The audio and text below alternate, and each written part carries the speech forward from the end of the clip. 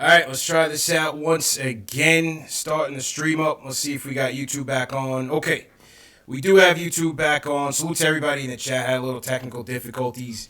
Knicks lose 132 to 135 to 132 to the Clippers. CP from KnicksFanTV here. My man Alex Wolf from Posting and Toasting in here. And I just had a little bit of echo. Had to turn that down. I'm all over the place, Al. We're having a little technical difficulties today, but it's all good, man. Tough game. Knicks got out to a 16-point lead in the first. Clippers turn the tables on them. They go up 16 again. Knicks down. Come back in the third quarter. But they just had no answers for Montrezl Harrell and Lou Williams, man. 60 points combined for Montrezl Harrell and Lou Williams. Where'd this thing go wrong tonight, man? Yeah, I mean it's those two plus Paul George 32 30 points in 26 minutes. You know, you had three guys that scored over 32 points. 32 for Lou Williams and Paul George, 34 for Montrezl Harrell. I mean, that's kind of the story of it right there. You know, you can't really. It's tough to beat a team when you let three separate guys go off for 30 plus. I mean, normally you're lucky if you let one guy go off for 30 plus in a game. You know what I mean? And they let three separate guys. And really the rest of the team, you know, JaMychal Green hit a few threes, but the rest of the team, I mean, maybe it's just they weren't asked to do much, but the rest of the team didn't really do too much. But yeah, I guess, you know, when you have those three guys doing as much as they were, it's not even really that necessary. But, you know, credit to the Knicks, like, this game, you know, they came out and they blitzed them in the first quarter, 45-29. They let up a really abysmal second quarter. That quarter they lost 47-24. But then the rest of the way out, they were pretty competitive and even won the fourth quarter pretty handily and almost pulled off this comeback. So I give them credit. You know, there's always all talk about there's no moral victories, stuff like that. But I thought that they did about as close as you can get to a moral victory tonight. You know, it sucks to lose a game, especially where you leave the first quarter up by 16. But ultimately, even without Kawhi Leonard, this is a title contender, you know. And it's a deep team, man. It's a deep team, as we see. This is a team that played great. You know, they played great before they even got Kawhi and Paul George, you know, and they were a playoff team last year with basically the same team minus those two. So facts. You know, it's tough to really complain too much, but yeah, it still stung. You know, it would have been nice if they could have pulled off the comeback or if they could have just put it all together, but it was nice to see them also not completely fall apart at the seams and suffer one of those huge blowouts like were kind of the staple of the Fizdale era that I feel like we would have seen if True. You know, if it was Fizdale still. Well, things did kind of get out of hand early when, you know, second quarter, you know, Bobby starts going off, then he starts popping off. He gets a technical foul. Julius Randle caught a technical foul. Marcus Morris caught some techs. They started to come apart at the seams a little bit. Patrick Beverley kind of got under their skin in the second quarter. That led to that large lead that they went out to. I thought they just, you know, give credit. Montrezl Harrell, man, he abused Mitch. Mitch had an off night tonight. He couldn't stop him. He was too physical for Mitch. The way he just gets low when he posts up and gets into the paint, they just had no answers for it. And he knew Mitch was a tall, athletic center, so he used his strength and physicality and really went into Mitch and really just dominated in the paint. Yeah, and he's got the type of moves that can frustrate Mitch, you know? Like Mitch, I think Mitch is still learning as good as he is on defense. He is still learning how to, you know, properly play that position in the NBA and particularly one-on-one defense and stuff like that. He's not perfect yet, you know? And guys like Harrell are going to frustrate him because Harrell has he's got kind of a progressive NBA game with how he plays overall. Like he can run the floor and all that, but he has a great back to the basket game and a great fake game and, you know, pivot moves and everything else. And that kind of stuff can still kind of frustrate Mitch some nights. So, you know, it's something that Mitch is going to have to work through. But all in all, I thought even as the game went on, Mitch started to kind of learn his tendencies a little better at least. Yeah. And do a little better than he was early in the game. So it's all part of a process. You know, Mitch is still young. Yeah, I think it was a good learning experience for him, and I'm sure that they'll have more matchups down the line. I mean, obviously they're going to have at least one more this year because the Knicks play the Clippers one more time. I think it's in the next couple weeks, so might get a chance of redemption soon. Might have a chance of redemption, man. I thought another area, they were able to still bring this game to within three separate times in the fourth quarter. And I thought they did make a couple good adjustments. You did see them put Randall on Harold, trying to match that physicality a little bit. I thought Reggie Bullock got in the mix a little bit. Obviously, Marcus Morris had another outstanding game, and he tried to bring him back in the clutch. But free throws, once again, 24 for 37 from the free throw line. Obviously, with a team like this that's that deep, you have no margins for error. And so, once again, missing 13 free throws, you just can't expect to win on the road like that. Yeah, I saw people, complaining about the refs and stuff, and I think that's somewhat valid. I mean, I thought those technicals were kind of ticky-tacky, and the one that was called on Morris should have been called a double on Beverly as well, because Beverly slapped definitely his should hand have away. been called a double. Yeah, definitely should have been called a double tech on Beverly. A double tech. So that was kind of a momentum killer, and that whole little sequence was a big momentum killer in the second quarter. But you can't blame the refs when you leave 13 points on the 13 line. points. I mean, that's way too many. They can't be leaving that. They gotta tighten that up, and we've seen it tighten up for various stretches of games. They'll shoot 80% or whatever, and things start to look pretty good. Or even 75% would be fine. If they shot 75% in this game, they win. That's the facts. But there's only so much you could do with it. Mook, like to your point, was great. 38 points, 13 and 19 shooting, 6 to 7 from three. He had his struggles at the free throw line, though. Ironically, RJ Barrett was the guy at the free throw line today. RJ was the guy, and RJ started the game off hot, man. And he didn't have a good game against Phoenix, so it was good to see him. He started the game off real well, got to the basket a lot, was very aggressive, went at Paul George a couple of times. He had a nice move where he was able to get that separation on him and finish at the rim. 9 for 11 from the free throw line, 24 points. A solid bounce back game for RJ, 100%. Yeah, definitely. I loved it. And, he came out like really seemed like he must have been browsing Twitter or something before the game, because there's been I've seen a lot more like RJ is a bust talk going around lately. And I'm like, man, we got to kill that noise. Kill that noise. Yeah, you got to chill with that. I mean, every guy's going to have his off times, especially as a rookie. I think I pointed out last time when I was on here, he's reaching about the point where he's at basically a college season now. In about half the time, like normally this is the amount of games the Knicks have played right now, or the amount the average college player has played by the end of March, if they made it into March Madness and played a few games.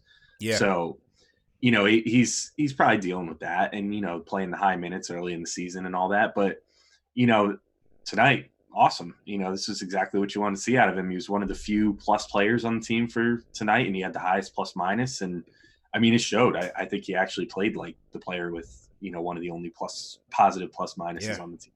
RJ was solid, man. But he was doing what makes him good too. That's the thing. He wasn't forcing the issue at all, but he started off strong by just getting to the hoop a few times and just bullying his way in. He even threw Paul George off at one point, and just powered through and made a layup early in the game. And I think that did a lot for his confidence. So I hope that's something he goes back to. That's his game, man. And people have to understand, listen, he's not a good shooter at this point. He didn't come into the game as a good shooter, a good free throw shooter. So his weaknesses have been the same.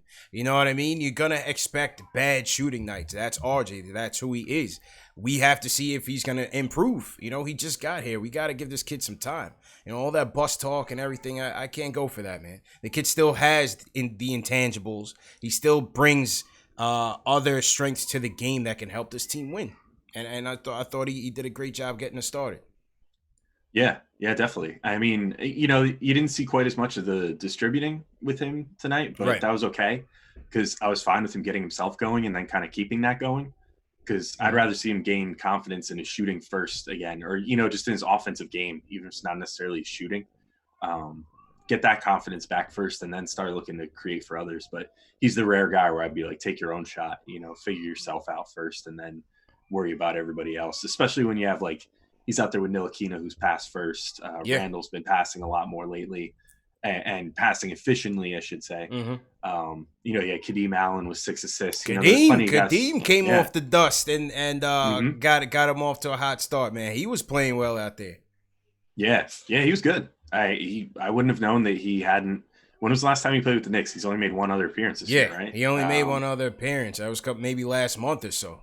Yeah, and I was worried before the game. I knew they were going to need that depth, and I was like, oh, I hope they had Kadeem called up for this game. I mean, I suppose that's easy enough to do, but considering they're on the West Coast, I was like, oh, that's a little harder than if you're at a home game and you have to call him in from Westchester. Like, I didn't know if they had him with the team and were prepared for this, but Yeah, I'm glad they were because, yeah, he put in some really quality minutes in 20 minutes.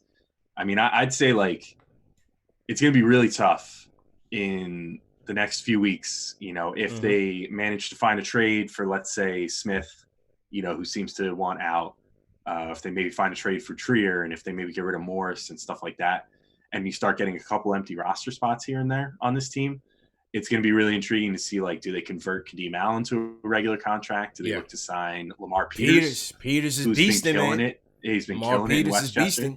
Or do they look to sign Wooten, who's also been killing it in Westchester? I mean, it's going to be an interesting decision. They could also, I mean, I haven't heard much about Ivan Rabb, the other two-way guy, so it'll be interesting to see what happens. Maybe they'll convert someone to his spot too. I haven't heard much, just man. let him go. Yeah. It couldn't, you couldn't ask for a better audition tape if it's been, true that the Clippers have been interested in Marcus Morris. That's a team I look at that could be looking to trade for him for this stretch run.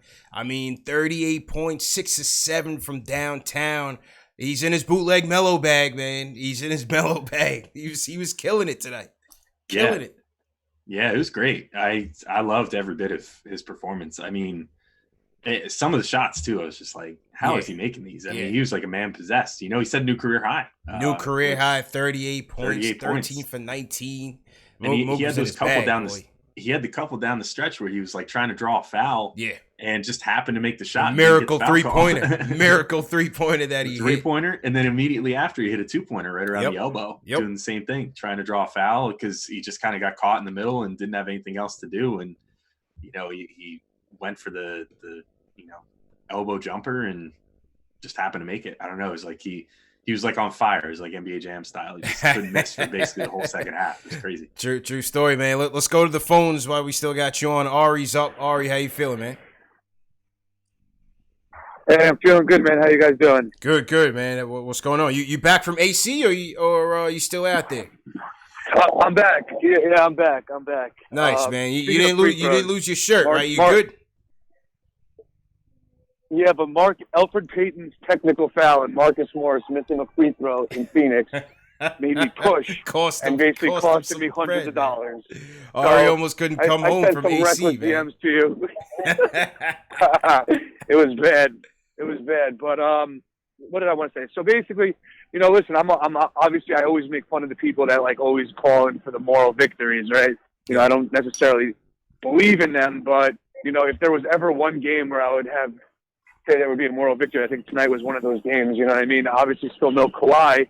They still played very competitively, and I feel like since Mike Miller's taken over, this has been the team that we were expecting.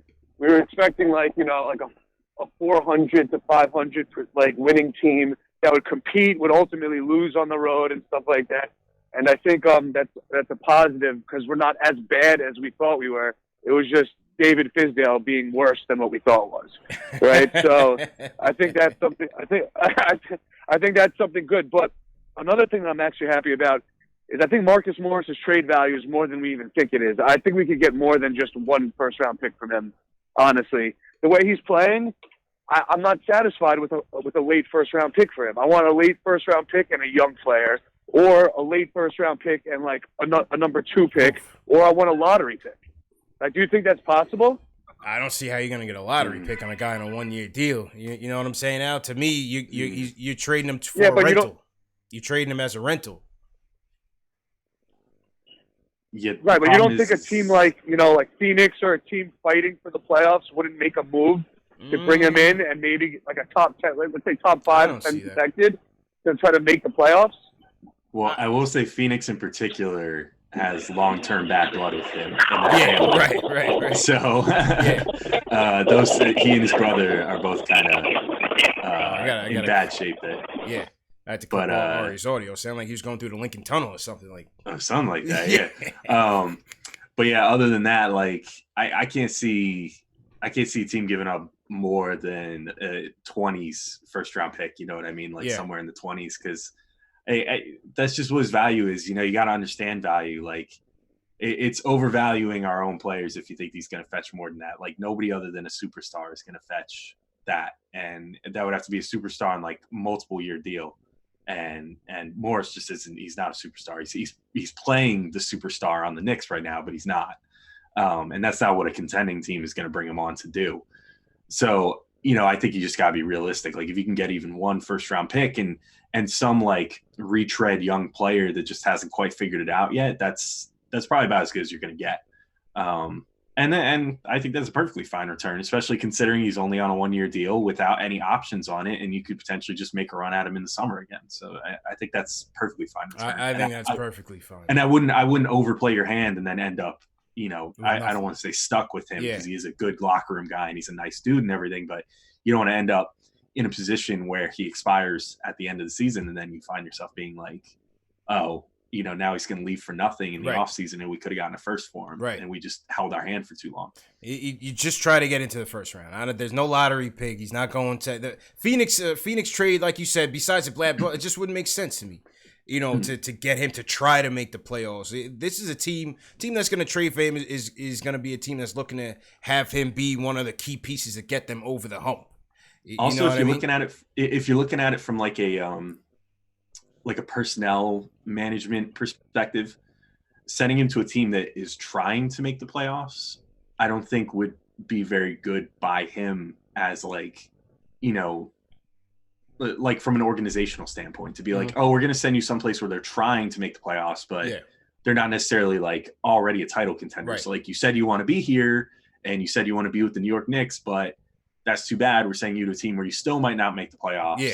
Whatever. Like it looks better from an organizational standpoint to be like, here, we're not going to keep you only because we're sending you to a legitimate title contender. Please consider re-signing with us in the offseason, but understand this is nothing personal. And then that gets around the league. That's like goodwill that you build up. It's good points. Okay, good points, man. How you looking on time? You good? I think I'm all right for about another 5-10 minutes. For people that don't know, I'm going on Nick of Time. Yeah, JL was just stealing your time tonight. I'm running the gauntlet, you know what I mean? I'm doing both. So both in one night. Oh, good, man. Let's go to JJ from Brooklyn. JJ, how you feeling, man? Yo, what's going on? Good evening. How you guys doing, man? Good. What's going on, bro? Good. Not much, man. I just want to basically talk about Mitch real quick. I love Mitch, don't get me wrong, but he's just got to get stronger. I know Harold's a beast, but he just ate him down there all game. You should have put, I know it sounds crazy to put Randall on him, but it will kind of be a better matchup. He's a little stronger. You know what I mean? I thought Randall fared a little bit better. I just think Harold's, his game was so crafty. The way he just bullied him inside and got real low. They just had no answers, man, because by the time you look, he was right there at the basket, and he had his guys under the basket a lot of times. Right. So he did a good job neutralizing Mitch, man. That was a real solid effort by Harold. Yeah. Yeah, can I say last time I called I was talking about, possibly signing shooters in the off season and I was talking about Joe Harris and Bogdanovich from the Kings. I know people thought I was saying like trading for them. I know we can't trade for them. They're free agents. I'm saying in the off season. Obviously we needed a shooter at the 2 spot. So when I saw those two were free agents, I just said, those guys would be good fits for what we need. You know what I mean? I know it wouldn't be flashy, but I think it would be kind of needed for us, Yeah, Bogdanovich. I'd love to get Bogdanovich on here for sure, man. The price is right. The price is right. Like everything. Definitely. We desperately need the shooting. No doubt about it. Definitely need the shooter, man. Zay from Maryland's up next. Zay, how you doing, man? Hey, what's going on, man? How you feeling? Good, bro. What's going on? Good. No, man, I just wanted to talk to you guys about the fact that people are looking at this game, seeing this game, and then just saying, "Okay, cool, let's trade. Let's trade more. So let's trade." People still saying, "Let's trade Randall," or anything like that. It's just kind of crazy to me because they're the key pieces of scoring. Other than that, we wouldn't be scoring as much as we're scoring. The fact that we went into LA and put up a competitive game like this is it's still a good game to be okay, the Knicks are looking a lot better than before, especially with Fizdale out. Mm-hmm. So it's you gotta pay attention to the Clippers when the Clippers first traded Chris Paul. When the Clippers first traded Chris Paul, they got back Montrezl Harrell and they got back a few pieces and a pick or whatever like that. And, you know, Pat Beverly and all of them went to the Clippers management and said, hey, like, are we scrapping the whole thing and just straight going young, or are we still going to be competitive? And they ended up extending Lou Will, and then now their key pieces off the bench is Lou Will and Montrezl Harrell. So it's like, I feel like we still need some type of, the veterans that we have right now are great veterans to continue to build from. We already got a first-round pick ourselves that's valuable. So I feel like we should keep what we have and try to build consistency.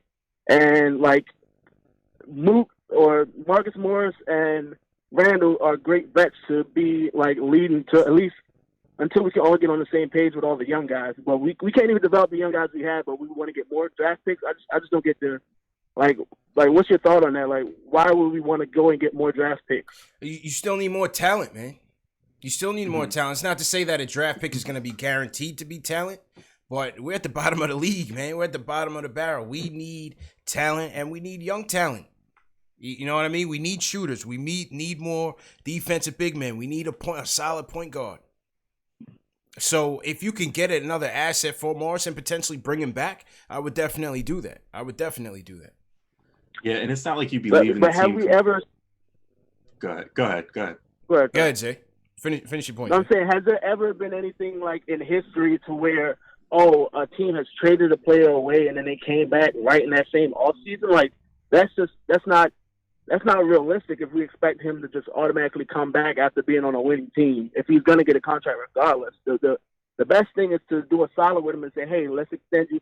I would extend him to the end of Randall's contract and run with him and Randall towards the end of Randall's contract, and just try to build on with the young guys we have and give the young. Yeah, we have a draft pick already. We go and get a big man, or we go and get a point guard. Those are the two things that we're really bad at right now, is a backup big man other than Mitch, because Taj Gibson is doo-doo. Like, he was horrible tonight. And, like, at this point, I'd rather Mitch start than and pull and have a short leash on him than have Taj out there. Yeah. And then we go and get a point guard. We have shooters. We just got to learn how to get them in the groove. We don't have shooters. That's the problem. Even we need more. We need even, more. Shooters, what's the name of this? Okay. I mean. Bullock? I feel like. But.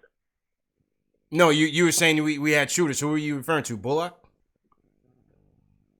Yeah, I feel like Bullock is a good shooter. You know, he's just getting back, and he already dropped like some good shots in 3 games. So I feel like getting him in the mix, getting Trez needs some minutes. You know, we're just letting Trez just sit and not do anything. I mean, I don't get that point. Dotson, we have Dotson as well, but whenever Dotson gets minutes, he produces. So it's not like we're like straight without a shooter. And if we keep Marcus Morris, we have a shooter, and then we go to the draft, get a point guard that can shoot. There's a lot of point guards in the draft that's going to be in the draft that can shoot, and we have a solid team. The part of the issue early is with having R.J. Barrett and, having R.J. Barrett and Frank start. There's no shooting coming from there, but we got to be able to mix the lineups so we have more shooting than not. Oh, well, that's fair. Al, what were your points that you were going to make? Well, so I was going to say, just in regards to the Morris thing, for one, you can't extend him during the season just due to CBA rules. So that can't happen during the season. They have to let him hit free agency regardless. And so they'd have to offer him a contract. Then you can maybe try to sign him through Randall's deal. But all that would be a 1+1 deal, which I doubt that you're going to get Morris to commit to a team option for the second year, like what Randall has, excuse me. But then the other thing with the fact that, him being traded and then re-signing is kind of unprecedented. I think I brought this up on the last show here, but it's different for the Knicks because in most cases things don't work like that in the NBA. It's usually something you see more in the MLB. The Yankees did with Chapman, for example. Right. But that's because there's unlimited money in baseball. The reason it doesn't usually work in the NBA is because there's not unlimited money in the NBA. And usually the way those sort of transactions work is that, you trade your expiring contract to take on someone else's multi-year contract plus a pick or something. And the Knicks may even end up doing that for Morris if that's what the situation dictates. But even if they did that, they still have so much expiring money coming off the books this coming off season that they're in a unique position where they could actually bring him back on. To the final point, at a good deal. Exactly, and still give him good money like they did this past offseason. Facts. And then to the final point there about why would he come back to the Knicks after playing for a winning team? I mean, you can make the same point about this past offseason. Why would he come to the Knicks from a winning team, which he did? He came from the Celtics and then came to the Knicks instead after initially agreeing to a deal with the Spurs, who nobody knew were going to be bad this year. Facts. And maybe with him wouldn't be bad this year. Who knows? But, he turned down the offer. I mean, it's clear. The one thing that seems like it's pretty clear with him is that proximity to home is pretty important to him. So the only team that I could maybe see being a threat. Just don't trade him to Philly. Trade him to Philly, and then maybe back. Yeah, and maybe he'll just want to re-sign there. But any other team you trade him to, I could see realistically if the Knicks then offered him basically the same contract next offseason, then he'd probably take it, or he'd at least very strongly consider it, because it seems like he really enjoys being close to home at this point in his career. I mean, listen, he's not wrong. Zay had good points. You know what I mean? Morris Kane help. He's helping this team. You could see it. You could see his impact on the team, his impact on the young guys. He's playing as good as basketball as can be right now. This is a career year for him, and he's certainly being a leader on this team. He's saying all the right things. He wants to be here. I just think you got to investigate. You got to see what you can get back for him, and he's putting on a damn good audition. And to me, you got to still be in asset acquisition mode. Whether you're going to use the picks or you're going to use them as leverage in a trade down the road, you don't know. Yeah. You know what I mean? You just don't know. Back to the phones. Let's go to Ron. Cleveland's up next. Wants to talk about the game tonight. Ron, how you feeling, man? Man, CP. Man, this game tonight, man. How I feel about this game, man. Hey, them guys need to be locked in the gym working on free throws, man. This is ridiculous. Yo, Ron, do me a favor, because your connection is kind of staticky. Hang up and call back, and I'll put you right in after the next call, because I'm not sure if it's your connection or it's a switchboard. Nate from Rochester, yo, what's going on, man? What's up, guys? What's going on, man? Yep. All right. Yeah, I just want to talk about the rest of the night, because those technical fouls, like it was 2 whole possessions worth of like points that we lost on. Yeah, and everything, momentum. I'm not everything. saying like none of them were undeserved. But yeah, it's just like that low key cost us the game, but it wasn't even just that. And this is kind of just a general point, but you can't guard like shooters coming up a screen anymore, and like with the new freedom of movement rules. Just because, like, every time you do, like, it happens with Frank all the time when he gets up close. Like, they call a foul immediately. So he can't get close to them. And then they just get an open shot. It's either that or they call the foul and miss free throws. And it's kind of frustrating to see, honestly. And that's why you get all these, like, 140-point games that we're seeing now. And, like, we haven't seen in, like, I don't think ever really, but, you know. Yeah, listen, refs definitely weren't good tonight. I'll give you that. The technical fouls definitely took our whole momentum away from the second quarter, and that was basically the game. Us trying to come back. Yeah, we came back, kept it close, but again, the turnovers, the missed free throws, you're just not gonna win that way against one of the best teams in the league. You just can't do it. And in terms of guarding the 3 alleys, right? But on the flip side, that's Lou Will. That's who Lou Will is, man. At one point, he hit 3 straight 3-pointers. And sometimes it just doesn't matter who you have on him. That's just the essence of Lou Williams, man. He's a beast. Yeah, he hit some of them wide open, which was a shame. Like, you really got to play better defense on him than that. But some of them, it was just like, man, I don't even know how he hit that, but he did, because that's just what he does. He's too good. He does, man. Too good. I don't often enjoy Wally Zerbiak's commentary, but he did make the one comment during this game of he makes 3-pointers look like a free throw, and he really does. It looks very effortless for him. Yeah. On that note, I do have to go, though. Yeah, go ahead, man. I got to bounce out. Good stuff, bro. It was good seeing you guys. Follow PT Knicks blog, follow at Locked On Knicks, follow at the Alex Wolf, follow at Knicks SI, all that good shit. All right, talk to you guys later. Alex Wolf, man, good stuff, man. Thanks for coming on, bro. That was Alex Wolf of Posting and Toasting coming through. Take a couple calls. He's about to head over to the Nick of Time show, because that's where Jay Ellis and the gang are. They're recording their podcast tonight. So we'll take it from here. Solo Dolo. Salutes everybody in the chat once again. Had a couple technical difficulties early in the evening, but we're back and we're ready to roll. Hit that thumbs up button for you boys. Another tough loss for us tonight, but what are you gonna do, man? Listen, you give them credit. They're playing a lot better. They played 2 good games. It's a sign of a bad team. Bad teams don't know how to close. And obviously, this was a tall order against a Clipper team. Knicks shot out to an incredible start. You have to give them credit. Past 3 games, they've been coming out the gates very well, very sharp. They just could not sustain that effort. The second quarter, when things got out of hand with the technical fouls. On top of that, you had Lou Williams, Montrezl Harrell going off. And that's just all she wrote, man. That is just all she wrote. So let's see what they bounce back with against the Lakers on Tuesday night. Another tough game, but we'll see what they have in store. Antoine from let's go back to Ron. Ron is back up next. Let's see if the connection's a little better. This sounds a little bit better, Ron. What's going on, man? Yeah, man. CP, man. Hey, man, this loss tonight is straight up on our players, man. You got to hit your free throws, man. You got to shoot your free throws. Terrible. 24 for 37 again. 24 for 37 once again, Ron. That's ridiculous, man. Them guys need to be locked in the gym and just shooting free throws. You know what I mean? And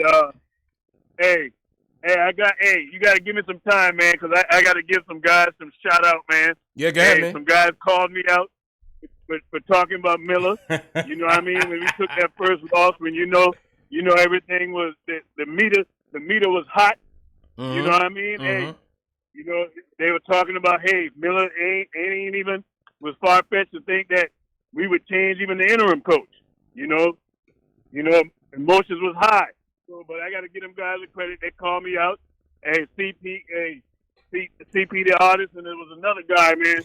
He know who he is, man. But I'm gonna tell you like this. I think we got a coach. I don't think we got to go looking for another coach. I think we extend Miller. But another thing that I wanted to touch on is, and nobody has said anything about it, Allen Houston needs to be our GM, and I'm going to tell you why. CP, Allen Houston was the one who pushed for Miller to get that job. It's Allen Houston and Phil. And Phil, gotta give Phil credit as well. Phil brought him in here to run the triangle in Westchester. Yeah, and the thing is Allen Houston, remember, he was being groomed to take over as the president of the Knicks. You know what I mean? And another thing, I don't know, I was watching the game tonight, man, and Chauncey Billups, I got to give him a lot of credit. I was watching it on the league pass, and I wasn't watching it on our home broadcast, you know what I mean? Mm-hmm. And Chauncey Billups, he said they were talking about the Knicks, how they're playing under Miller, and Chauncey Billups brought up the point. He said that the way the Knicks is playing right now is an indictment. His exact words was an indictment on Fizdale. And I was like, wow. I said, this is the first person to really call it like it is. You know what I mean? Like what we've been seeing all year on why the team was sucking. You know what I mean? Yeah.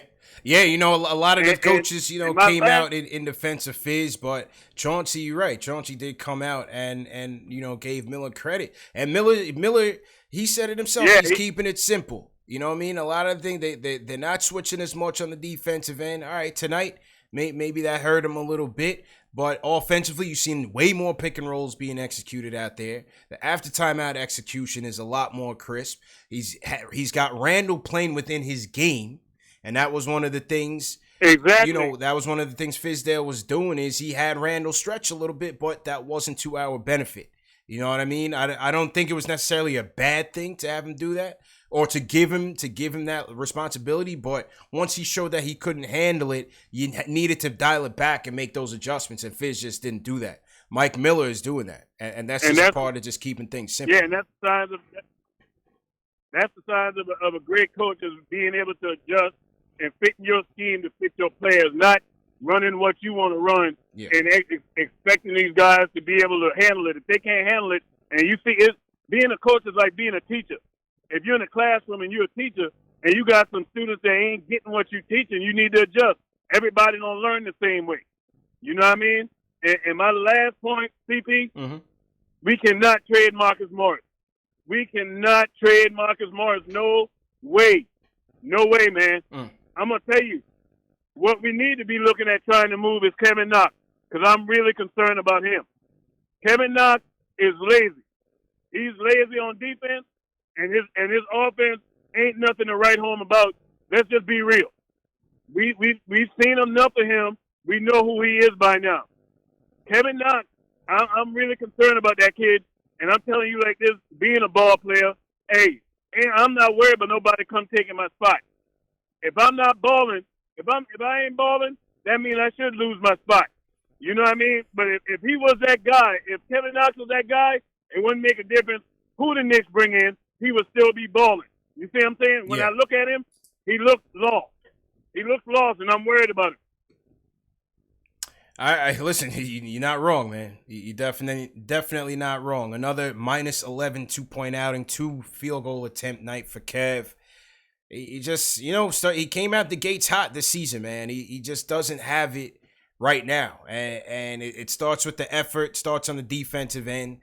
We know that's not a strong suit, but offensively, he came up. He jacked up a 3-pointer. That was a terrible shot that I seen him try. He's kind of looking lost out there. Kev is definitely looking lost out there, so I definitely agree with that. I'm not trying to trade him. It's very young. Kev is still a project, man. And I always thought he left college a bit too early. Still very raw. They got to give him, some coaching. And how does he get that coaching right now? I'm not sure, because right now he's just not earning those minutes. Portis has outplayed him. You try to trade Portis by February. The only problem with Portis is that once he gets going, he tries to do it all. Portis tries to boil the ocean. Once he gets 2 or 4, points in a row, he's trying to go for the jugular, and that's when things get a little bit hairy with Portis. You gotta dial it back. Definitely gotta dial it back. So we'll see what happens there. As far as Allen Houston, I think, the way things are going right now, I don't know what the likelihood is that Mills is retained or something, but I think Allen Houston is going to have some longevity within the organization. He's the general manager of the Westchester Knicks right now. Westchester certainly has it rolling, and I think that they're definitely he's going to be kept in the organization in some capacity. Will he be the future GM? We'll see. Time will tell. I'm really not sure what direction they go in, because again, with the Blatt signing and everything, you would think that Mills gets kept, but it's hard to really say which way they're gonna go. But I think Allen Houston is safe. I think H2O is definitely safe, man. Salute to everybody in the chat. Once again, happy Sunday, everybody. Want to salute the super chats that came in. We had a super chat from Taya Clay, Knicks fan, checking in from San Antonio. He says free throws. Free throws is the name of the game. Bad Book 1, he's a Bulls fan, KnicksFanTV supporter. Sends us a $10 super chat. He says free throws and fouls. Next practice an hour, nothing but free throws. Pierce Crossley sends us a $5 British pound. Salute to Pierce, everybody in the UK. And once again, free throws cost us. Enjoying watching the Knicks again after a horrible start. Keep up the good work. Salute to you, Pierce. If you guys are new in the chat, leave me a hashtag new wherever you guys are checking in from around the world. And also what city you guys are checking in from. Let me know. And I'll definitely shout you guys out, man. Yeah, another tough loss. Another tough loss for the Knicks. Let's go to Lokes, Maine, and hear what he has to say about it. How you feeling, man? Yo, what's good, CP? How you doing, bro? I'm all right. Hey, look, right? I want to talk about this Morris and Randall situation, right? Mm-hmm. I feel like both of them are power forwards. Mm-hmm. So, like, if you had a choice, would you resign Morris and trade Randall? Because I feel like if you keep Randall, you got to trade Morris. So what I want to ask you is what would you do? Would you trade Morris and keep Randall, or would you trade Randall and keep Morris? Because I feel like both of them are power forwards. You can't keep playing Morris at small forward. He can play small forward, but I don't feel like he's a small forward. And I want to know what you think about that. Yeah, I mean, I think they have been playing a little bit better together, man. I think they the spacing was a little bit rough going in spurts to start the season, but I think they've been playing fairly well together. I'm not necessarily. I like how this new look Randall has been playing on the Miller, man. So I'm not necessarily trying to trade Randall at this juncture. What, like I said, I'm looking into a Morris trade right now if he's willing to go somewhere and come back. But I say keep both of them for right now. Keep both of them for right now. Where would you go? Still there? I think he left. Okay. Damn, I can't hear you. I can't even hear you. Oh, can you hear me now? Oh yeah. I can hear you. All right, my fault, man. Let's go to Antoine in North Carolina. Los Main try to call back. Antoine, what's good, bro? What's good, CP? Chillin', man. How you feeling? I'm good, man. I thought you was going to throw me in the river earlier. You was like, let's go there. Nah, man. Let's go over to somebody else. Nah, you know what? Yeah, I had to get Ron Cleveland back in because I told him I would get him back on next, man. I pump faked you a little bit, man. Yeah, I heard. I was like, man, CP about to throw me away, bro. Hey, look, man. I generally, I agree with what you say, bro. Like, I'm gonna disagree with you in a lot of the callers tonight, bro. Mm-hmm. Look, man, I think one of the problems that the Knicks have, man, is like we like to trade too many people, bro. You know what I'm saying? Look, yeah. I think these trade ideas is dumb. You know what I'm saying? Whoever's saying trade RJ Barrett don't know basketball, man. That's dumb. Yeah, I'm not on board. Somebody's not playing. I'm definitely not on board with that. Yeah, because look, I was the one that called you like a while back. I was letting you know RJ is playing out of position. See, the thing is, man, I'm here in Raleigh Durham, and so I seen RJ like on a nightly basis. RJ is used to having the ball. You know what I'm saying? And now that he's with the Knicks, he don't control the ball. You know what I'm saying? That's why. His shooting, he's a good shooter. I'm getting tired of people saying he's a bad shooter. He's a bad shooter with the Knicks because he doesn't control the ball. You know what I'm saying? So that's something he got to adjust to. But trading him, get out of here with that. The second trade that they're talking about, man, why would we ever let Morris go?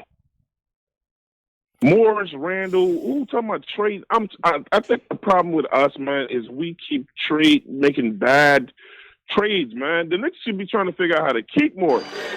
Like, not even to not let another team look at him, you know what I'm saying? And last but not least, I want you to talk on those. And last but not least, man, two things. We gotta spend like hours on free throws, man, because I think we done lost a couple games just on free throws. You feel me? Oh, we lost a ton of games. Mills has to be fired, bro. Mills is garbage. I'm telling you, he's got to go, man. Houston sounds good to me. And another thing, man, I caught on to. I don't know how many other Knicks fans is not watching. Look, if the other Knicks fans get a chance, watch, or if there's any way they can see, look at our G League team, bro. There's some guys on that team that can come up. Yeah. And we need to send Knox to the G League because he think he can't be replaced out there, man. He ain't got no engine. He ain't got no fire under him. You know what I'm saying? I think sometimes when you send good players to the G League, man, you know what I'm saying, they understand I got to play at my best. You know what I'm saying? Right now, Knox is playing like he can't be traded. Let me ask you a question, though. Yeah.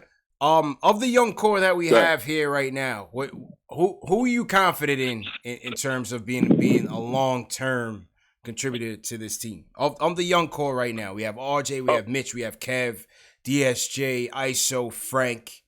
DSJ can go. Okay. Yeah, I believe in this. I believe as far as young people, I agree with you. Like Knox, keep him for now. I just think, look, send him to the G League for, you know what I'm saying? Let him understand that he can be treated, you know what I'm saying? And that if he ain't balling, he can go. We definitely got to keep RJ, and I'm just talking young people like we just said. Okay. You know what I'm saying? We got to see what RJ can do. This is rookie year. People talking about trading him? That's crazy. So it's DSJ, safe. Man, we don't need him. Yeah, so DSJ. So really it's RJ and Mitch, right? Or you're an ISO fan too? RJ and Knox. Yeah, but we gotta keep Randall and we gotta keep Morris. Those guys can't go nowhere, bro. Well, see, this is you know what I'm saying, and then Philly. You know the whole thing with Philly with the process. I ain't saying we should be like Philly, but man, we still got trades coming. Look, we gonna get a high pick. You know what I'm saying? Let's build our team. Stop trading people. I who cares if we're not good for 2 years? Because the problem is that how much is Marcus Morris really going to be worth to you by the time you're really ready to make moves? That's the problem.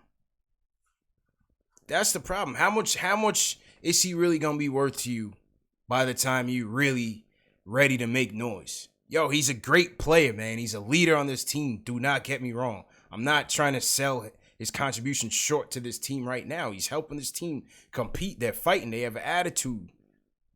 And a lot of that has to do with him, no doubt. But if a team out there is offering you a chance to get a first-round pick, to get another asset in here, to potentially add to this core, and you're already not sold on some of these guys, we have to continue to be in asset acquisition mode. We're not ready to just settle with what we have. No, it's not trading everybody here and there, but you still have to be in the business of asset acquisition, because maybe this pick turns out to be a good play in your rotation. Maybe this pick turns into something that you need to package down the road and get another talent upgrade. Knicks have a lot of holes to fill, man. They're 10 and 20 something for a reason. Like Marcus Morris is a good player, but let's be honest with ourselves here. We got to upgrade. We got upgrades abound. So I'm trying to trade him. And if he wants to come back, like we said when Alex was on, the Knicks have an opportunity to do something that no other team can do, and that's offer him a boatload of money for 1 year. A boatload of money. Not no other team, but very limited his options in terms of where he wants to play and so on. So you make the trade. You yourself said Knox needs to go to the G League, get rid of GSJ, this, that, and the third. We need to continue to try to get some more assets in here. Anthony from Brooklyn, what's going on, man? Hello? Yep, what's up, bro? Yeah, what's up, bro? Man, listen. Yeah. I feel like, first off, Knicks fans is too impatient, man. Like, I'm tired of this whole trade thing. Like, it's so annoying, and it's like the Knicks it's like they're consistently inconsistent rosters is one of the reasons why they've been trash for 20 years. Because it's like every year they feel like if they make a trade, they're going to be good the following year. And it's like you have to consistently improve on your winning. Because if you don't win, then nobody's going to want to come here. And if you continue turning over your roster, then you won't win. It's simple. But you're not gonna be turning over your whole roster. You're trading a piece that can bring you back more value. That's what I'm saying. It's not losing patience. You're not losing patience with RJ or with Mitch. That's your young core. That's what the team is about. Check this out. You're talking about assets. The Knicks already have a bunch of draft capital. That's number one. Number two, is the Knicks known to be an organization that make great draft picks? Are we kidding ourselves here? You acting like they're OKC with Durant, Westbrook, Ibaka, and Jackson. The Knicks do not draft great players. Let's keep it a buck. Number two, they don't even develop their players. Number three, no player come to the Knicks and overachieve. They always underachieve when they get here. So I feel like we need to work on the organization's foundation before we even look to talk about trade. Work on improving your players, a.k.a. Dinwiddie, a.k.a. Harris, a.k.a. Montrezl Harrell, who scored 3 points per game his first year, 6 points his second, 9, then 11. Now he's a beast. Right, but that's we here talking about trade. That's developing. That's development. That's the development that we're talking about. Exactly. Let's focus on developing and not trading. And it's like, but that's what something we're I trying to don't do, man. Appreciate the call. That's what we're trying to do. We're trying to develop our youngsters, but we're trying to get more talent in here. Listen, I'm not underselling Marcus Morris's talent. He just dropped 38 points tonight on the Clippers. 13 for 19 on the field. He's beasting this season. He's having a positive impact on this team, no doubt about it. All I'm saying is, if a team is going to offer you some future value that you can either use as another foundation piece, you just spoke about foundation, then you got to go for it. He says, who have they drafted? You like Mitch, right? Mitch is a good piece. We'll see what RJ becomes. You got to keep drafting. Yeah, sometimes you're going to miss on players, and sometimes you got to hit. The draft is not an exact science. Right now, we're trying to get that that system going of drafting and cultivating and developing players. Right now, they're trying to get that together. So that's why I say you trade him. What are they winning with him right now? They're not winning anything with him right now. You got to try to trade him, man. Let's see. Who else wants to battle right now? It's all good, man. I'll take it. CP the artist. What's good? You don't want to trade Mars. What's going on? What's up, man? Hey, first of all, let me give a shout out to Ron Cleveland for taking my advice, because I'm the man of reason. I wish Ari would do the same thing, and I hope you would do the same thing, because here I go. Here we go. All right, come on. All right, look.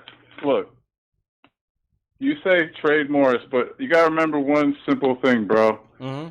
The grass may be greener on the other side, but you still gotta water it. Okay. You have no idea what we're gonna get. You trade Morris to, let's say, the Clippers, who are interested in him. Yeah. They gave a whole lot of picks to OKC for Paul George. So our picks, if they do say they're going to give us a late round pick, won't be until probably 2025? No. They have this year's. They have this year's. Who cares for this? They have this year's. They have what? They have they can trade their pick this year. So okay, so even with that case, if I look at the games today, mm-hmm. and one thing that Morris does, he provides more leadership than Julius Randle does. Totally agree. You take that void away of leadership and coming to the game ready, you're going to have 16 and 82 game seasons forever.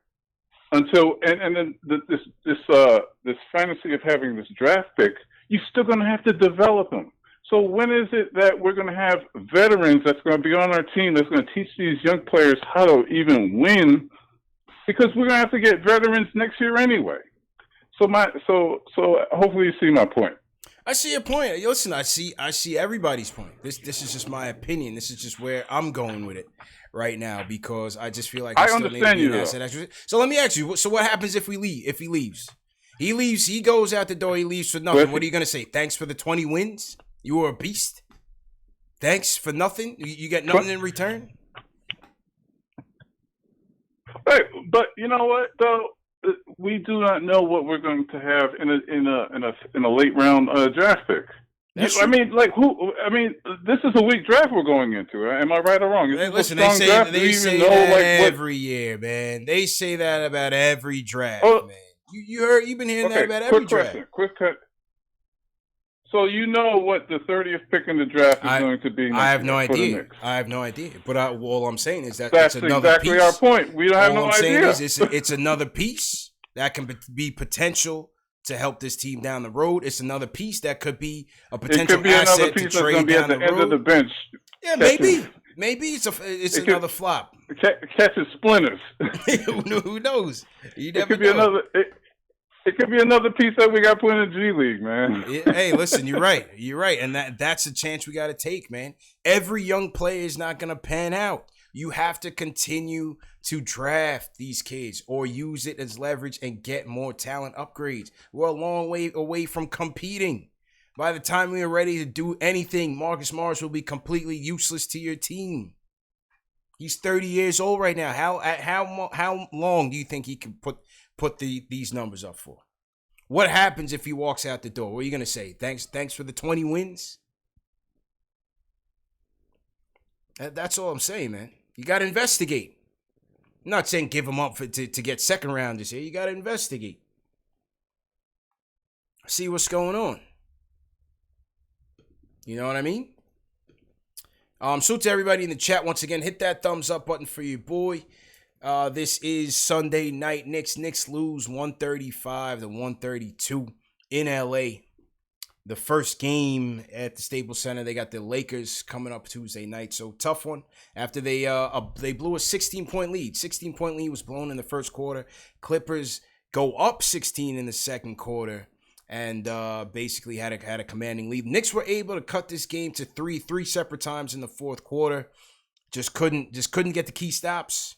Could not hit their free throws down the clutch. Even when they had a couple and ones, you saw Frank get to the line, had an and one, couldn't hit. Marcus Morris had an and one, couldn't hit. And free throws, 24-37 from the free throw line. That just wasn't going to get it done, man. So they fall to the Clipper team, who scored 85 points off the bench. This team scored 85 points off the bench. Paul George, Montrezl Harrell, and Lou Williams doing the damage. You had 32 points for Paul George, 9 of 14 shooting. You had 34 points from Montrezl Harrell, 13 of 21 shooting, and then 32 points from Lou Will, probably the best sixth man who ever lived. Straight up assassin, and that was it, man. That was the story of the game. So salute to everybody in the chat, and once again, hit that thumbs up button for your boy. Make sure you share these videos as well. I tell you guys all the time, very important to share these videos. It goes a long way. Text your friend that's a Knicks fan, your family. Share it on Facebook, Twitter. Let them know. KnicksFanTV, #1 show for the fans, by the fans. Also remember, Knicks versus Nets, January 26th at MSG. We will be there and hosting a watch event. We'll be having tickets to the game, access to the pregame shoot-around, and the opportunity to take a free throw on the Madison Square Garden court. The free throw contest that you can't miss. And, yeah, man, it's bound to be a good time. So hopefully we'll see some more people there, and you guys will join in on the fun. All right, let's go back to the phones. Who we got next? We have Mo Cash, Long Island in the building. Mo Cash, what's going on, man? Hello? All right, Mo Cash going once. All right, lost Mo Cash. We got a super chat in here. Michael Parker, #1 fan of the show, sends us a super chat. Appreciate that, man. He says salute to the chat. Happy New Year, Michael Parker. Big Surge, want to shout out Big Surge for the super chat. He was talking about the Randall Morris comparison. He says Randall's a better passer and rebounder. Morris better shooter and a leader. It's a tough call between who you would want to keep. Escott says, please pull up Kawhi and Greek Freak stats from the first 2 years and compare with RJ and Knox stats. So these calls understand they need to be patient.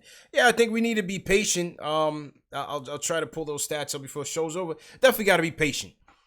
Doesn't necessarily mean that either one of these guys will be the caliber players that Paul George and the Greek Freak are. I mean, Paul George, these are superstars. You know, George, the Greek Freak is coming into his own. Doesn't necessarily mean Kev is going to get there. I mean, the difference between these guys and Kev is a killer instinct, man. These guys are killers.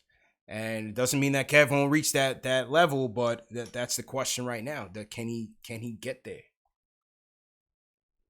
Can he get there? So, we'll see what happens, man. So to everybody in the chat, once again. All right, let's go back to the phone, see what we got. We got Walt from Long Island. Wants to talk about the team. Walt, how you feeling, man? Oh, I'm doing good, man. Doing all right? Yeah. Happy Sunday, man. How you doing? Yeah, yes, sir. I thought it was a good game that they played tonight. I just wanted to ask you a quick question. What you think about, like, the window? As far as, like, a championship window, because you know how Cass is talking about the younger players between Kevin Knox. It's really Kevin Knox and Frank that I be feeling that Cass be really ready to go ahead and just hang it up on them. Yeah. But I just feel like, I don't feel like our championship window is not going to be for like another 4 or 5, maybe a little bit longer than that, as far as like when we actually going to be able to get a ring in the first place. You're looking at it like right now, as far as like, especially teams that are like our age and the kind of talent that they have, I'm like, but they kept their best players are the players that they kept and they developed.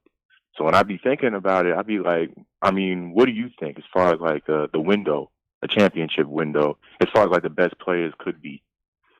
I have no idea, man. Right now, we just don't have the talent to even equate a window right now. We just don't have that guy yet, man. We don't have that guy that's established to say, all right, this is the guy that's going to put the team on his back, that go-to guy, the guy in the clutch, the guy that's going to lead the team on both ends of the floor. We just don't have it. We need a floor general who's going to establish themselves at the floor general. We need some more depth on the defensive end. We're a long ways away. Then you go get a Marcus Morris to complete the equation. Not now. What's he doing for us now? We won 10 games, people. So there's no window. Window doesn't exist until we get a talent upgrade in here. All right. So I'm saying with the players, so RJ Barrett, so you don't think 5 or 6 years that can't be no franchise player, our best player? I think RJ can be one of. I think he can be one of. All right. But until he improves his jumper, I don't see it. I don't see it. Until he can improve that jumper, I don't see it. Between Kevin Knox and Mitchell Robinson, you don't think between the two of them could be the next superstar? Mitch, I think again, Mitch can be one of, but he's not gonna be that guy. Like Mitch is a finisher. You know what I'm saying? A finisher, that's not necessarily gonna be. I think Mitch will be like your fourth guy. Your anchor on the defensive end, the guy that's gonna finish on the lobs and give you some versatility on the defensive end. Is he gonna be a guy that's gonna be a go-to guy in that regard, or is he gonna be as dominant, on the boards, a la Dwight, Andre Drummond? I don't see that in him right now, but anything's possible, man. We just a long way away from defining a championship window, man. But I definitely appreciate the call. Walt's in it for the long haul, man. He's patient. He's definitely patient with it. He's talking championship windows. I don't know, man. Not so sure. We'll see. Like I said, it's a talent league. This draft is going to be important. Are we going to be talking Anthony Edwards? Is LaMelo a cornerstone piece? Anthony Edwards looks like a cornerstone piece. So we got to see what happens. Just because we draft young kids doesn't mean that you're in line to start winning soon. That doesn't work that way. Look how long Orlando's been drafting. Look how long Sacramento's been drafting. Phoenix Suns, right? How long has it taken the Bucks? Even before Greek Freak, the Bucks have been drafting. They haven't been mismanaging assets. They haven't been signing guys at crazy deals. The Bucks have been just moving along. Kings have been moving along. You got to get the right guys, man. That's just what it comes down to. It's a talent league. You have to get the right people. And that's just what it is, man. So to everybody in the chat, I see a lot of power talk going on in the chat. Everybody's looking forward to Power tonight. I'm gonna go watch it in a little bit. So let's see who killed Ghost and all of that. I'm kind of just ready for Power to be over, man. To be honest, man. To me, the acting is just falling off a cliff. I just can't get with it, man. I just can't get with it. But so I'm kind of just hanging on to the end just to see it close out. So we'll see what happens there. Also this week I'll have as we talk about the draft, I'm gonna have Corey Homicide Williams is gonna be coming on the show. We're gonna do a podcast. He's down there in the NBL. Corey Homicide Williams was a street ball Rucker Park legend in New York, and he's since gone down to the NBL as a color commentator. NBL is a National Basketball League down there in Australia, and so he's had a front row seat watching RJ Hampton and LaMelo Ball go at it. So we're going to talk to him about that, get his thoughts on those two prospects, potential prospects for the Knicks, and get his thoughts on that. So that's going to be coming up on the podcast this week. Jack Peters is Homicide. Yeah, I know a lot of my Australians in the chat know about Homicide. So yeah, he's going to be on the show. So to everybody in the chat, once again, hit that thumbs up button for you boys. somebody was talking about the championship window. Somebody said you can't have a championship window without having a house. And that's exactly right. We don't have the house.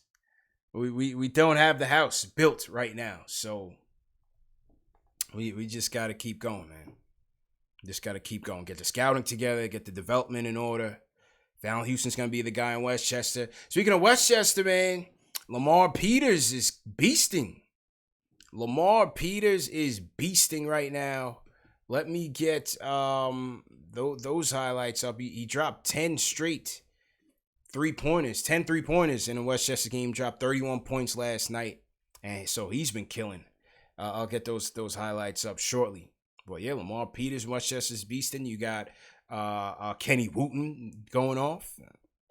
I think Amir Hinton has been playing well in Westchester as well. So, hey, something's in the sauce in Westchester, man. Those boys have been balling out for a couple of years now. Back to the phones, Big Surge. What's up, man? How you feeling? Yo, CP, what's good, man? Yo, I got to salute my man, Ron Cleveland, son. Yeah. Finally, somebody brought up the fact that Fizz is bum juice, and Chauncey Billups finally said it on NBA TV. Yeah, so that's what's up. Yeah, everybody in the fraternity was backing Fizz and trashing the Knicks. I've been waiting for the media, for Stephen A. Yeah, I'm waiting for Stephen A. and all these guys to, all admit that, yeah, he's a nice guy. But, this is just, it looks really bad for him as a coach because Mike Miller is making him look like horrible. Yeah. I'm surprised if he would ever get another head coaching job. You know what I'm saying? But you know what? I'm really proud of the team tonight, bro. This is the team I thought we would have. Unfortunately, it kind of makes Mills kind of look a little right, which kind of sucks. But, even without Kawhi, bro, we played hard. Mook did his LA audition tape. You know what I'm saying? Mills still got to go. For whoever is on that Mills bandwagon, every time they call in, brother, I'm with you. This cat got to go.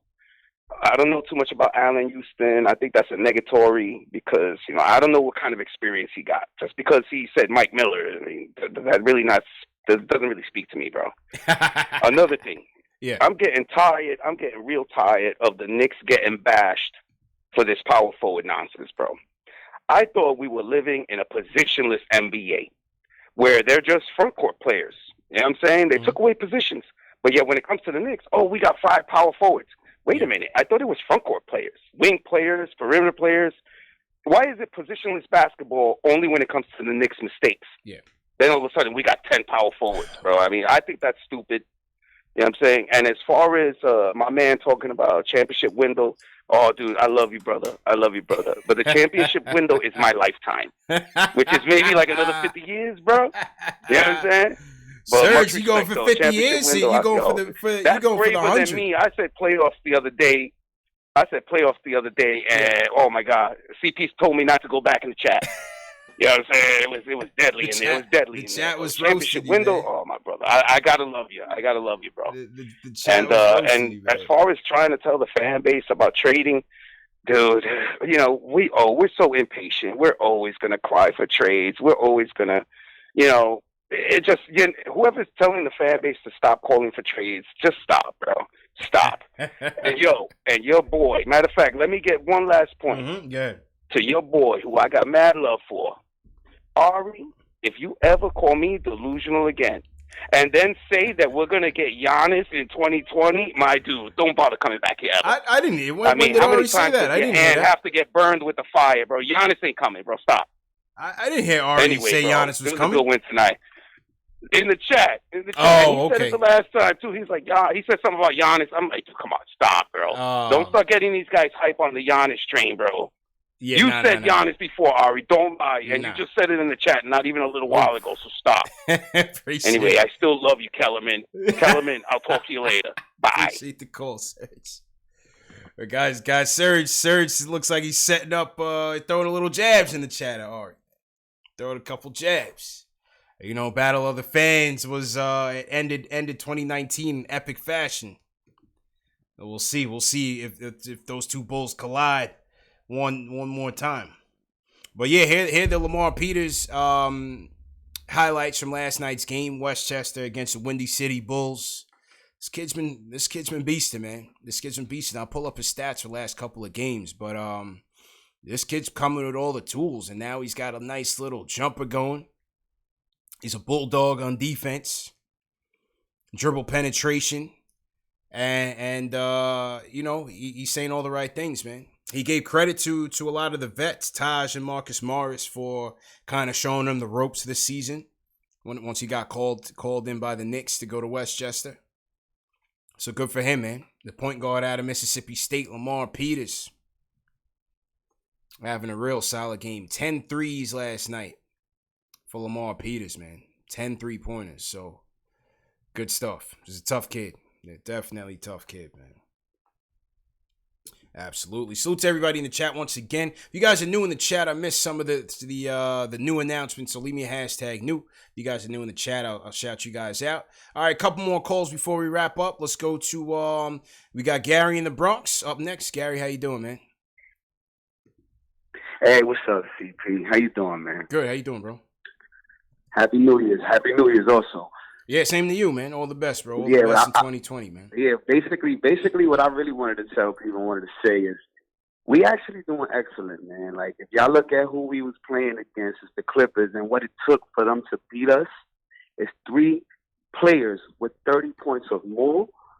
My guy, we on a good road right now, my guy. Like, we shouldn't even think about trading. We should just hold on to certain people, let the chemistry build and the development keep going. And I think we'd be on a good road. What you think about that, CT? I mean, listen, you're not wrong, man. I don't disagree with what you're saying. You know, they're playing harder on the Mike Millen. There's no doubt about it. I mean, I was a bit nervous for this game because they, the Clippers got washed last night by the Grizzlies by 24. So I thought the Clippers were going to come out swinging fast, but you know, listen, the Knicks, a couple of games in a row now, they're playing strong. They're coming out the gates fast and loose, and they're playing together. The chemistry is definitely getting together. So, you know, we'll see what the future holds for them. And but again, these are 2 games. If they could have stole these 2 games, you know, they came in 5 games out of the 8th spot. I'm not sure where they are now. We could definitely check it out, but. Let's see where they finish. These were 2 games that you hope they could have stolen because they were right there. They were right there for the taking. But good teams know how to finish and bad teams don't, and that's why we only won 10 games so far. So even though they seems like they're getting it together, they're a long ways away. They're a long ways away. And Sergio had mentioned, you know, the knock on the Knicks acquisitions and positionless basketball and so on and so forth. I think, you know, the problem still is with these guys is that they don't offer the versatility that some teams can come out with, such as a Toronto, such as Milwaukee, such as the Clippers, you know, where they can run guys small, you know, they can run guys big and it won't kill you, but you have the versatility, you have the length, you have the athleticism that it won't kill you. Sometimes with the Knicks, as you've seen it, without Mitch out there, we have no rim protection. With Portis out there, you're running defensive liabilities out there. He doesn't give you the ability. Yes, he can play the 3 on defense, but he's going to get smoked. He's a terrible defender, period. So I think that was more of the knock, is that you had guys like a Morris, a Randall, a Portis who were kind of playing the same positions out there. And not really giving you that versatility. But what you do like right now, and maybe that's, like Sergio said, could be more credit to Mills that you want to give. And what you do like is that Miller is having these guys exploit the mismatches that they present on the court, which is their size and their physicality. So more post-ups for Randall. Yeah, more post-ups for Portis. You see RJ get in the mix a little bit. So that's one of the things that you like. What Miller's doing is he's using the pieces that he has and says, okay, I got a lot of slower guys, you know, more of these power forwards, and we have a size advantage out there. We might not have the speed and the versatility that some of these teams have, but it's a chess match. So they're trying to win those matchups there on the offensive end, by exploiting the mismatch, getting Randall out on smaller players, getting Morris out on smaller players, and using our size as an advantage. All right, let's see who we got in the chat. Salute to everybody in the chat once again. We got Omar Hernandez. He's team hashtag new. Omar, what's going on? Anthony Parasol in here. He says hashtag new. He's definitely not hashtag new, but salute to Anthony either way. Keith Sinclair, all the mods, appreciate it. 2ICC, I don't even know how to pronounce that name, but he says newish from New Jersey. So salute to you. We got Eric Dawson, new from Tag Park City. Not sure where that is, but salute to Eric. Salute to Marlon Small, all you guys in the chat. What's going on with this Philly and Seattle game? I was missing that game too. I was watching the what game was on earlier? I was watching Saints and Vikings. That was a pretty good playoff game. And when I turned this on, Seattle was up 10-3. So let's see if they can hold off Philly because I can't stand the Eagles. Mike from Queens, what's up, Mike? Hey, CP, what's going on, brother? Good, man. How you doing, bro? I called in because I want to talk about Marcus Morris. I agree. Like, we're in the driver's seat when it comes to trading him. Mm-hmm. He's been beasting lately. And if we don't get a good offer, then keep him. You know? If we don't get a monster offer from Marcus Morris, just keep him. Simple and plain. But if like City comes out the ballpark and offers us a fireball and a first rounder, go ahead and trade him. Mm-hmm. You know? And as far as the Knicks right now under Mike Miller, you know, let these guys grow for the most part. We're in the driver's seat when it comes to trades. And, you know, you don't have to move unless the offer is great. And that's all I got to say. Oh. Appreciate it. Appreciate the call, Mike. And I'm with you, man. If you're getting a good deal, you got to move him, man. You got to move him. So that's just the bottom line. I agree with that. But again, the people who are on the other side of the argument, I'm not saying you're wrong. This is not a right or wrong. This is just my opinion. I'm on the side of you got to move him if you get that offer. But it's very split down the middle. This is a 50-50 debate amongst the fan base. It's an interesting debate. We'll see what happens. Alex from Mount Vernon, what's going on, Alex? Let's start following all the content, man. Keep it up. Appreciate it, man. What's going on? Yeah, so I think I'm on the side of keeping Morris, keeping Randall, and hitching my wagon to the Mitch and RJ bandwagon, because I think those are the two young kids with the highest ceiling. Mm-hmm. And then let's look at moving everyone else, get a point guard in here who can shoot, and then let's try for the playoffs next year. I love what the coach is doing. Definitely agree. Fizdale was a joke. He should have been gone over the summer when he didn't get the big free agents. Mm-hmm. But we have to identify who we're going to move forward with. I think that's what everyone's struggling with. Trying to keep all these young kids around. That's not how the NBA works. You either bring in the superstar and go for the championship, or you identify 4, maybe 5 players, and then you roll with those guys. That's your team. But thinking that we're going to keep Frank and Knox and BSJ and keep all these guys around and that they're going to be contributors when you're ready to win, that's just not feasible. You can get all these guys are what your needs is, which is a shooting point guard. Then I think that'll be the best with RJ, Mitch, and Morris and Randall. Let's keep these guys and let's go. Hey, I would roll with that and appreciate the call, man. It's not a bad idea at all, man. All right, closer of the night, Q from Brooklyn. Q, how you feeling, man? Oh, man.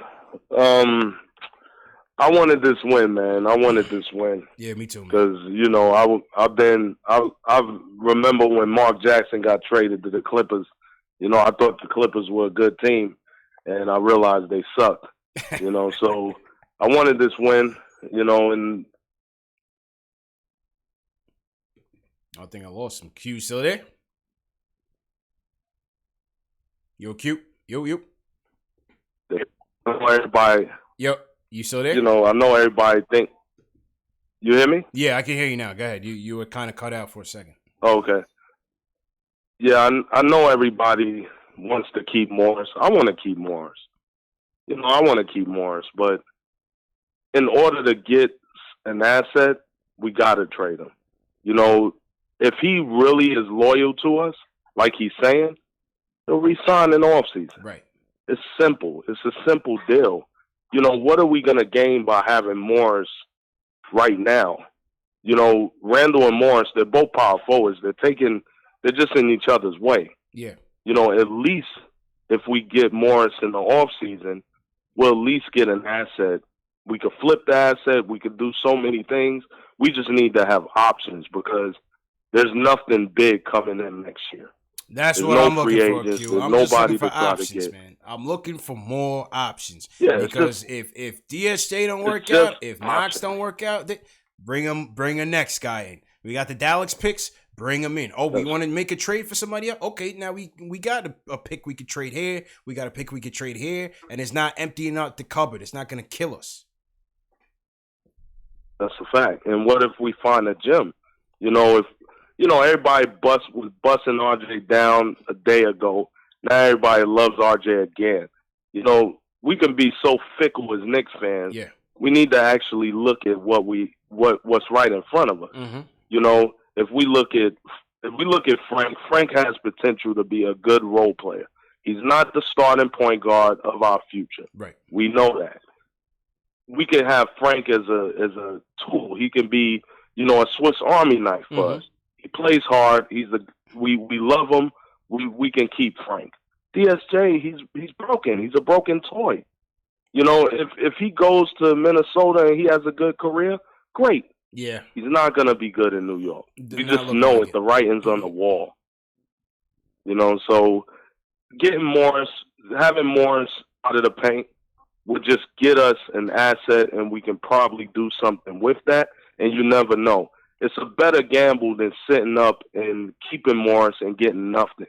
We need to get some assets. We need to get some options and go from there.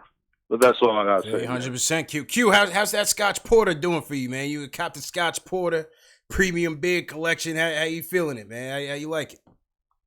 Yo, it's ferocious, man. It's like, you know, it's like coming in. It's already got the glistening up. Yeah. So I'm feeling good with it, and you know I'm gonna do it again once I have to re-up. So it's righteous, man. There you go, man. Well, yeah, have a good week, man. I'll talk to you soon, bro. Good call, man. No doubt, brother. Peace. Yes, sir. That was my guy Q checking in. Q copped the Scotch Porter package. Comes with the beard wash, the beard conditioner. You get the balm and the serum. All natural products, and these are the products that I use, man. I wouldn't promote products that I don't use.